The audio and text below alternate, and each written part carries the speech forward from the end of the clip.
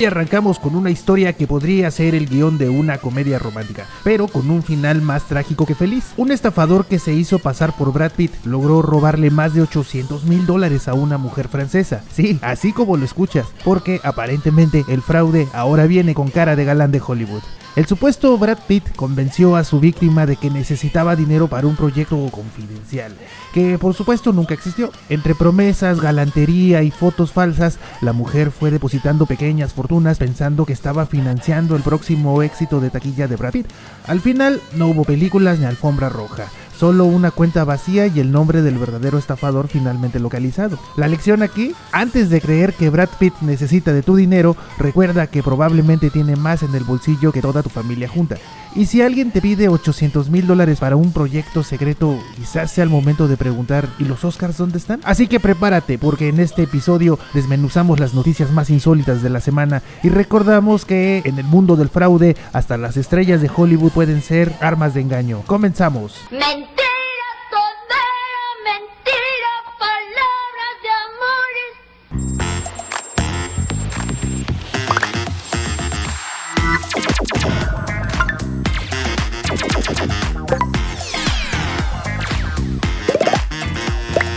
Estás en Onda.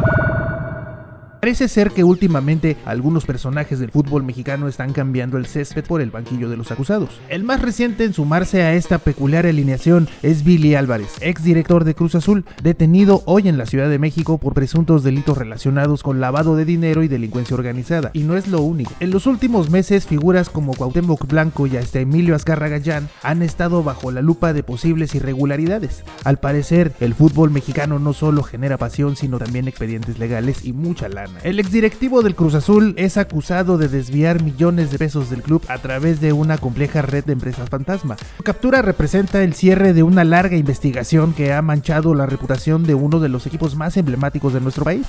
Pero mientras Billy enfrentará su partido más difícil, no podemos ignorar que el fútbol está convirtiéndose en el epicentro de las investigaciones legales más mediáticas de nuestro país. Y bien, pues presentamos la primera alineación. Billy Álvarez, acusado de lavado de dinero y delincuencia organizada.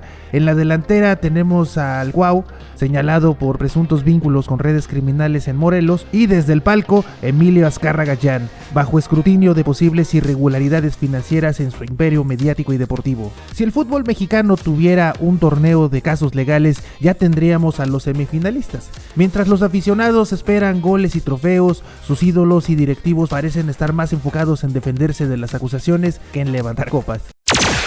Una movida que podría redefinir la relación de los mexicanos con sus historiales crediticios. Bancos como Santander, Banorte, HSBC y Scotiabank han vendido su participación en el buró de crédito a la firma estadounidense TransUnion, una de las gigantes mundiales en manejo de datos crediticios. La noticia ha generado una mezcla de incertidumbre y expectativas. En Twitter me he encontrado preguntas como: ¿qué significa esto para los usuarios? O tal vez otro usuario que preguntó: ¿es esta una oportunidad para mejorar o una amenaza a la privacidad financiera? ¿Pero qué implica este cambio? En primer lugar, el control extranjero. Ahora el buró de crédito será gestionado por una empresa extranjera, lo que podría generar preocupaciones sobre cómo es que se manejan los datos financieros de millones de mexicanos.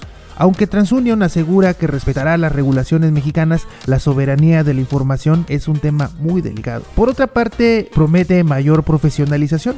Con la experiencia global de TransUnion, es posible que el buró adopte mejores prácticas en la evaluación crediticia y en la resolución de errores, algo que históricamente ha sido un dolor de cabeza para muchos usuarios. Por otra parte, también se prevé un aumento de costos. Llegada de una empresa con fines de lucro podría significar ajustes en tarifas para consultas y servicios relacionados. Es importante vigilar si estos cambios afectarán negativamente a los consumidores. Por último, también implica tener a nuestra privacidad en la mira. TransUnion ahora tendrá acceso a datos sensibles de millones de mexicanos. Aunque México cuenta con leyes de protección de datos, los usuarios podrían ser más vulnerables a posibles mal usos de su información. Pero ¿cómo afecta realmente a los usuarios? A corto plazo, los usuarios no deberían notar grandes cambios. Sus historiales crediticios seguirán operando igual, pero con el tiempo podrían introducirse nuevos productos o servicios. TransUnion, al mando, es posible que se desarrollen herramientas digitales más avanzadas para que los usuarios monitoreen y gestionen su información crediticia. Este cambio podría motivar a los usuarios a ser más cuidadosos sobre su historial financiero y exigir mayor transparencia al buró. La venta del buró de crédito no es solo una transacción financiera, sino un evento documento con implicaciones profundas en la forma en que se administran y protegen los datos financieros de los mexicanos. ¿Es esta una oportunidad para modernizar el sistema o un riesgo que podría comprometer la privacidad y el acceso al crédito justo? Como siempre, el tiempo será el que nos dé la respuesta. A ver si se acuerdan. La guerra en Gaza parece estar lejos de terminar, pero para Benjamin Netanyahu el verdadero conflicto podría estar dentro de su propio gobierno. Mientras un ministro amenaza con dejar su cargo si se pone fin a la guerra, la presión internacional y las críticas locales crecen. Algunos ya lo catalogan como un error garrafal que no solo intensificará el problema, sino que pone al primer ministro israelí en una posición insostenible, una luz en el camino. Netanyahu, conocido por su pasado militar, parece haber apostado por una lógica de fuerza que no funciona en el tablero político. Como soldado, las decisiones rápidas y firmes son cruciales, pero como político, la habilidad de negociar y construir consenso es imprescindible. El problema es que Netanyahu ha optado por resolver un conflicto político y social como si estuviera liderando una operación militar y las consecuencias están alcanzándolo, inevitablemente. ¿Pero qué salió mal? Un ministro clave amenaza con renunciar si se detienen las operaciones militares en Gaza, demostrando que no todos en el gobierno están alineados con las decisiones de Netanyahu. La falta de unidad debilita la postura del primer ministro tanto dentro como fuera de Israel. El cese al fuego en Gaza es visto como una necesidad urgente por la comunidad internacional, pero en Israel es percibido como una señal de debilidad. Netanyahu enfrenta un dilema: ceder ante las presiones globales o arriesgarse a perder apoyo local. El conflicto ha dejado miles de víctimas, lo que intensifica las críticas hacia su gestión y pone en duda su capacidad para liderar en tiempos de crisis. El primer ministro parece estar atrapado en un juego imposible. Si opta por prolongar la guerra, enfrentará un mayor aislamiento internacional, pero si detiene las operaciones, se arriesga a fracturar su gobierno y perder el apoyo de los sectores más conservadores de la sociedad israelí, que pudiera derivar en elecciones extraordinarias. El error de Netanyahu no fue actuar como soldado, sino olvidar que ahora es político. En política, la fuerza no siempre es la solución y el costo de no entenderlo podría ser más alto que cualquier victoria militar. Solito se puso de pechito. ¿Y quién de ustedes no necesita un extra de 1.511 millones de pesos? Los consejeros del INE han decidido que la democracia no solo cuesta, sino que viene con etiqueta de lujo. Según ellos, este presupuesto adicional de 1.511 millones de pesos es crucial para garantizar una elección judicial impecable, según sus palabras, porque al parecer los recursos iniciales no eran suficientes para la grandeza de sus planes. Lo interesante no es solo el monto, sino cómo lo justifican. Garantizar la excelencia como si los procesos anteriores fueran mediocres y estos millones fueran la varita mágica para arreglarlo todo. En un país donde el discurso gubernamental gira en torno a la austeridad republicana, pedir este tipo de cifras suena más a un chiste que a una solicitud seria. ¿Será que también planean incluir buffet y souvenirs para los votantes? Con tantos ceros en la ecuación, pareciera que el concepto de democracia eficiente no incluye hacer más con menos. Pues bien, por lo pronto la presidenta ya les dijo que en él. La democracia es costosa, sí, pero con solicitudes como esta, no sabemos si estamos comprando urnas o estamos alquilando una alfombra roja para los consejeros. Quizás sea momento de preguntarnos si el precio de esta excelencia realmente vale lo que quieren cobrar.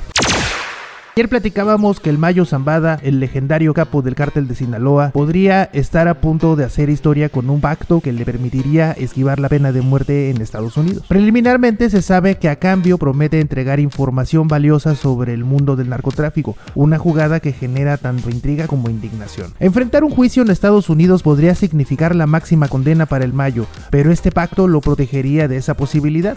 Si entrega información clave, el cártel podría sufrir un golpe devastador desarticulando operaciones críticas. Este acuerdo podría sentar el precedente polémico donde los capos más poderosos negocien su salida del juego a cambio de colaborar. Debe permitirse que uno de los hombres más buscados por sus crímenes evite la pena máxima a cambio de información que beneficia solamente a los estadounidenses. Para algunos es una herramienta estratégica para combatir el narcotráfico. Para otros, un ejemplo de cómo el poder y el dinero pueden doblar las reglas. El caso del Mayo Zambada plantea preguntas incómodas. ¿Hasta dónde estamos dispuestos a negociar en la lucha contra el crimen organizado? ¿Es este pacto una oportunidad para desmantelar al cártel o simplemente una manera de premiar a quienes saben demasiado? Me gustaría saber tu opinión al respecto. Amigos, Amigos, y así cerramos este episodio reflexionando sobre cómo el poder puede marearte tanto que termines perdiendo el equilibrio, sin importar cuán fuerte o invencible parezcas.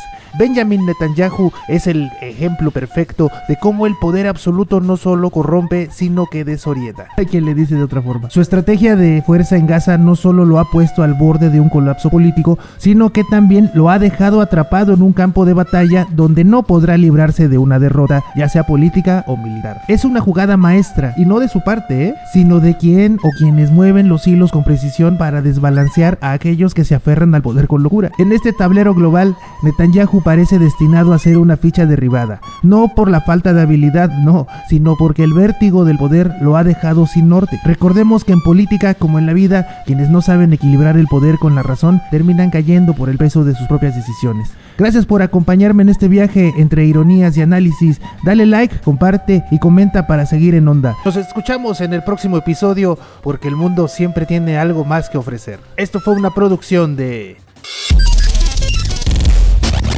Stereo PPM.